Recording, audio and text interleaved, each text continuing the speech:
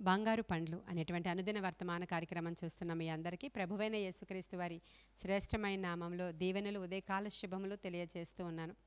మనము దేవుని యొక్క నామములు ధ్యానం చేస్తూ ఉన్నాం. దేవుని యొక్క బిరుదులు కూడా మనం ధ్యానం చేస్తూ ఉన్నాం. దానిలో ఈరోజు మనం ధ్యానం చేయబోయేది లార్డ్ మై రాక్ అనేటువంటి మాటని ధ్యానం చేస్తున్నాం. దీనినే దేవుని యొక్క నామము ఏమంటున్నారంటే ఎల్ సెలా అనేటువంటి మాట ఉపయోగిస్తున్నారు. ELSELA ఎల్ సెలా అంటే దేవుడే నా బండ, దేవుడే నా ఆశ్రయ దుర్గము అనేటువంటి మాటలు అర్థమిస్తుంది. అనేక సందర్భాల్లో దేవుడే మనకి బండగా ఉన్నాడని, ఆ బండ మీద మనము ఇల్లు కట్టుకుంటే వానలు వచ్చినా, వరదలు వచ్చినా, తుఫానులు వచ్చినా, ఏమొచ్చినా కూడా బండ మీద ఇల్లు కట్టుకొని పునాది వేసుకున్న వాడి ఇల్లు ఎంత మాత్రము కూలిపోదు. ఆ బండ మీద వేసుకోలేని వాడు ఇసుకలో పునాది వేసుకుంటాడు. వారింటికి వర్షం వచ్చినా, గాలి వచ్చినా ఆ ఇల్లు కూలిపోతుంది అనేటువంటి మాట మత్తయి సువార్త 7వ అధ్యాయంలో మీరు చదువుతారు. ఆయనే మన బండ అనేటువంటి మాటని మనం ధ్యానం చేస్తూ ఉన్నాం. కొరింథీయులకు రాసిన పత్రిక 10వ అధ్యాయము, 1వ కొరింథీయులకు రాసిన పత్రిక 10వ అధ్యాయం మీరు చదివితే మన పితరులందరూ కూడా ఆత్మ సంబంధమైనటువంటి బండ దగ్గరికి వెళ్ళారు, మేఘము క్రింద నడిచి వెళ్ళారు, సముద్రంలో బాప్తిస్మం తీసుకున్నారు. వారందరూ ఆత్మ సంబంధమైనటువంటి ఒకే బండలోనిది త్రాగారు. ఆ బండ క్రీస్తే అని రాయబడి ఉంది. చూడండి, ఆ బండ క్రీస్తే. ఇప్పుడు ఈ ఎల్ సెలా అనేటువంటి మాట ఎవరికి వర్తిస్తుందంటే ఆయనే మన బండ, ఆయనే మన క్రీస్తు, ఆయనే మన దేవుడు, ఆయనే మన ఆశ్రయదుర్గము, ఆయనే మన రాక్ అనేటువంటి మాటని మనం ధ్యానం చేస్తూ ఉన్నాం. నిజమే, ఎవడైనా సరే క్రీస్తు అనేటువంటి బండ మీద తన యొక్క జీవితాన్ని కట్టుకుంటే వాడెన్నటికీ తొట్టిల్లడు, తూలిపోడు, పడిపోడు, లయమైపోడు అనేటువంటి మాటల్ని ఈ కొన్ని దృష్టాంతాల ద్వారా మనం తెలుసుకుంటాం. అసలు ఆ బండ అనేటువంటి పేరు ప్రభువుకి ఎవరు పెట్టారు, దాని గురించి మనం ఆలోచన చేస్తే ఇక్కడ బండ క్రీస్తే అని పౌలు భక్తుడు చెప్తున్నాడు. నిజమే. నిర్గమకాండము 33వ అధ్యాయంలో ఒకానొక సందర్భంలో మోషే దేవుణ్ణి చూడాలనుకుని దేవుణ్ణి అడుగుతున్నాడు, అయ్యా నీ మహిమను నాకు చూపించవా, నిన్ను నేను చూడాలని ఆశపడుతున్నాను అన్నప్పుడు దేవుడు అంటాడు, సరే నీవు ఆశపడుతున్నావు కదా, నా మంచితనం అంతా నీ ఎదుట నేను కనపరుస్తాను. నీవు నన్ను ముఖమైతే చూడలేవు కానీ నా మహిమను నేను నీకు చూపిస్తాను. కాకపోతే నువ్వు ఎక్కడ నిలబడితే అక్కడ నిలవబడితే నీవు నన్ను చూడలేవు. నీవు వెళ్ళి ఆ బండ మీద నిలవబడు, అప్పుడు నేను నీకు కనిపిస్తాను అని చెప్తాడు ఆయన. చూడండి, నిర్గమకాండము 33వ అధ్యాయంలో 19వ వచనం నుంచి నేను చదువుతున్నాను. ఆయన నా మంచితనం అంతయు నీ ఎదుట కనుపరిచెదను, యెహోవా అను నామమును నీ ఎదుట ప్రకటించెదను. నేను కరుణించి వాని కరుణించెదను, ఎవని అందు కనికరపడదనో వాని అందు కనికరపడదనెను. మరియు ఆయన, నీవు నా ముఖమును చూడజాలవు, ఏ నరుడును నన్ను చూచి బ్రతుకడనెను. మరియు యెహోవా, ఇదిగో నా సమీపమున ఒక స్థలమున్నది, నీవు ఆ బండ మీద నిలువవలెను. నా మహిమ నిన్ను దాటి వెళ్ళుచుండగా ఆ బండ సందులలో నిన్ను ఉంచి నిన్ను దాటి వెళ్ళు వరకు నా చేతితో నిన్ను కప్పెదను. నేను నా చెయ్యి తీసిన తరువాత నా వెనుక పార్శ్వమున చూచెదవు గాని నా ముఖము నీకు కనపడదని మోషేతో చెప్పాను. ఎంత అద్భుతమైనటువంటి మర్మం ఇక్కడ ఉందో చూసారా మీరు. దేవుణ్ణి చూడాలనుకున్నాడు మోషే అన్నాడు, ఏ నరుడు కూడా నా ముఖం చూస్తే బ్రతకడయ్యా, ఎవడు చూడలేడు నన్ను, కానీ నా మంచితనం అంతా నేను నీకు చూపిస్తాను. నీవు నన్ను చూడాలంటే, నీవు నన్ను తెలుసుకోవాలంటే, నీకు నా మంచితనము తెలియాలంటే నీవెక్కడ నిలవబడాలి? బండ మీద. హల్లెలూయా చెప్పండి వింటున్న వాళ్ళు. బండ మీద నిలవబడాలి.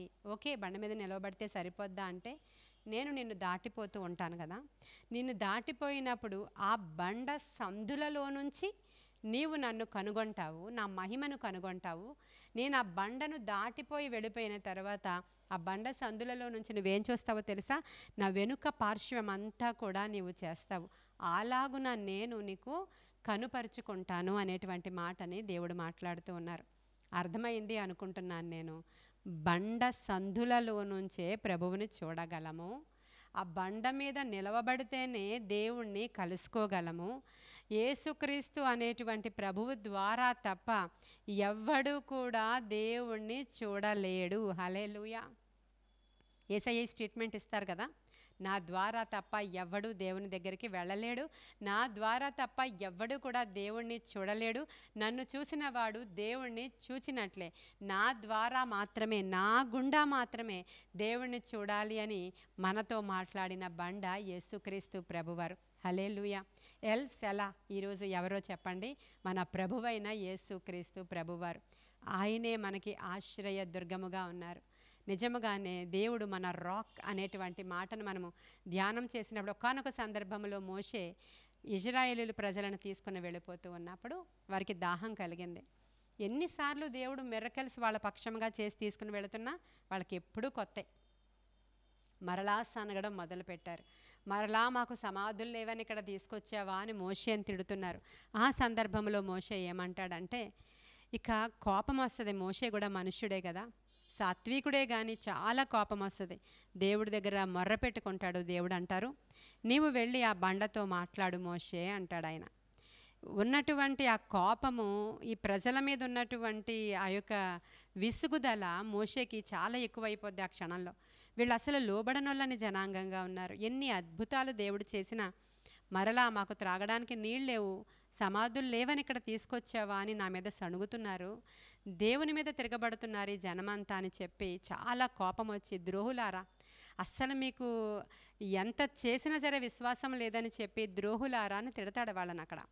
అక్కడ బండతో మాట్లాడడానికి బదులుగా బండను కర్రతో కొడతాడు మోషే. అప్పుడు ఆ బండలో నుంచి నీటి ఊట బయలుదేరి వచ్చినట్లుగా మనం అక్కడ చూస్తాం. అమాలేకీయులు ఆ బండలో నీటి కోసమే వీళ్ళ మీదకి యుద్ధానికి వస్తారు, ఇదంతా తెలిసిన విషయమే. కానీ ఆ బండలో నుంచి ఏమొచ్చిందో చెప్పండి? జీవజల ఊట, జీవజల నది. ఎవరండి ఆ బండ? ఎవరు ఈరోజు చూడండి. ఆ బండ చాటున దేవుడు మనల్ని దాస్తాను అంటున్నాడు. మన దాగు చోటు ఆ బండే. ప్రియమైన దేవుని బిడ్డలారా, నెబుకద్నెజరు రాజుకు ఒక కల వచ్చింది. ఆ కలలో చేతి సహాయము లేనటువంటి ఒక రాయి వచ్చి అక్కడ ఉన్నటువంటి ప్రతిమను తుత్తినీయులుగా చేసేసిందే. ఆ రాయి ఎవరు, ఆ బండ ఎవరు అంటే యేసుక్రీస్తు ప్రభువారే అని లేఖనం సెలవిస్తూ ఉంది. మరి ఈరోజు ఎవడైతే బండ మీద ఇల్లు కట్టుకుంటాడో వాడు ఏ మాత్రం కూడా చెక్కు చెదరక ఉంటాడు. ఈరోజు నీవు ఆ బండను ఆశ్రయించావా? మీ ఇల్లు ఎక్కడ కట్టుకున్నారు? దేని మీద కట్టుకున్నారు? నీ యొక్క రక్షణ దుర్గాన్ని ఎక్కడ నిర్మించుకున్నావు నీవు? ఒకానొక సందర్భంలో దావీదు చాలా భయంకరమైన పరిస్థితుల్లో ఉన్నప్పుడు సౌలు రాజు దావీదుని తరుముతూ ఉన్నప్పుడు ఇంకా వాళ్ళు చివరి వరకు, కొండ చివరి వరకు వెళ్ళిపోయాడు దావీదు. ఇంకా అక్కడికి వెళితే వెనకేమో సౌలు సైన్యము, ఎదరేమో ఒక లోయ. ఇంకా అక్కడికి వెళ్ళేటప్పటికి ఒక పెద్ద పర్వతము చివరి ఎడ్జి దగ్గరికి వెళ్ళేటప్పటికల్లా దేవునికి మొర్ర పెట్టుకున్నాడు దావీదు. ఇక తను చనిపోతున్నాడేమో అనుకున్నాడు దావీదు. ఆ సందర్భంలో సౌలు మీదకి ఫిలిష్తీయులు యుద్ధానికి వచ్చారన్న సమాచారము సౌలుకు తెలియగానే వెంటనే అక్కడి నుంచి బ్యాక్ అయిపోతాడు. ఆ ఏ పర్వత శిఖరము మీద, ఏ బండ దగ్గర అయితే ఆ దావీదు రక్షించబడ్డాడో ఆ పర్వత శిఖరానికి ఒక పేరు పెట్టుకున్నాడు. అది సెలహమ్మ లకోతు అనేటువంటి పేరు పెట్టుకుంటాడు ఆ పర్వత శిఖరానికి. అంటే భయ విముక్తి శిల అని అర్థం. ప్రియమైన దేవుని బిడ్డలారా, అంటే భయము నుంచి విముక్తి చేసేటువంటి ఒక బండ మన యేసుక్రీస్తు ప్రభువారు. ఆయన యొక్క అండలో మనం ఉన్నప్పుడు ఏ లోటు మనకి రానిడు, ఏ శత్రు భయము కూడా మనకి రాదు, ఏ దాహము నీకు కలగదు, ఏ తుఫాను నిన్నేమి చేయలేదని చెప్పడానికి ఈరోజు ఎల్ సెలా అనేటువంటి దేవుని నామధేయము మీ గృహానికి ఉదయకాల సమయంలో వచ్చింది. ఆయన ఆశ్రయిద్దామా? ఆయన ఆశ్రయించిన వారికి ఏ మేలు కొదువై ఉండదు. కాబట్టి మాటల ద్వారా మీరు ధైర్యం తెచ్చుకోండి. ప్రభువు యొక్క చాటుకు వెళ్ళండి. ప్రతి శోధన నుంచి దేవుడు మిమ్మల్ని విడిపిస్తాడు. ఆ బండ నీకు ఆశ్రయదుర్గముగా మారుతుంది.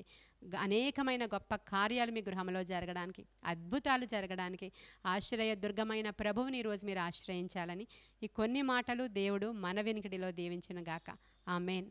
ప్రార్థన చేసుకుందాం. మహాపరిశుద్ధుడైన తండ్రి, మహోన్నతుడైన దేవానికి వందనాలు. బిడ్డలు ఏ చెరలో ఉన్నారో, ఏ విధమైన బంధకాలలో ఉన్నారో, ఏ విధమైన భయములలో ఉన్నారో, ఈరోజు భయ విముక్తి శిలగా వారి మధ్యలోనికి వచ్చినవాడా, భయము నుంచి విడిపించండి, శత్రువు నుంచి విడిపించండి, రోగము నుంచి విడిపించండి, బాధల నుంచి విడిపించండి, బంధకాల నుంచి విడిపించండి. నీ గొప్ప కార్యాలు జరిగించి మీరు మహిమ పొందుకోమని, ఉదయకాల దీవెనలతో నింపమని యేసయ్య శ్రేష్ఠ నామంలో అడుగుచున్నాము తండ్రి. Amen, amen, amen. God bless you.